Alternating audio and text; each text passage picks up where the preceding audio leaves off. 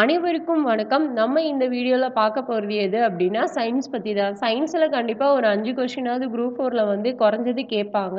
அதுல கொஞ்சம் கொஞ்சமா ஒவ்வொரு டாபிக்கா பத்தி பார்க்கலாம். இன்னைக்கு நம்ம பார்க்க போறது ஆவர்த்தன அட்டவணை பத்தி தான் பார்க்க போறோம்.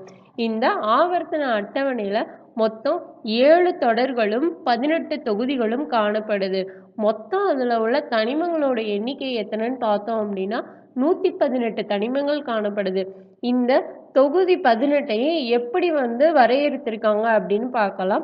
கார உலோகங்கள் வந்து தொகுதி 1ல காணப்படும். கார மண் உலோகம் வந்து 2வது தொகுதி. இடைநிலை தனிமங்கள் அப்படின்னு சொல்லக்கூடியது 3ல இருந்து 12 தொகுதி வரைக்கும் காணப்படக்கூடியது இடைநிலை தனிமங்கள். போரான் அப்படின்றது 13வது தொகுதி.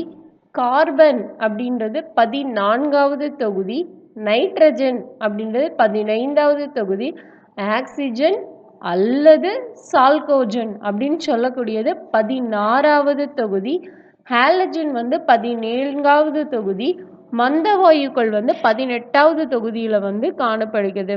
இதெல்லாம் ஏன் அப்படின்னா சயின்ஸ் புக்கில் பாக்ஸுக்குள்ளே கொடுத்துருக்குது. கண்டிப்பாக இந்த மாதிரி கொஸ்டின்ஸ் வந்து கண்டிப்பாக கேட்பாங்க. ஸோ எல்லாரும் நல்லா தெரிஞ்சு வச்சுக்கோங்க.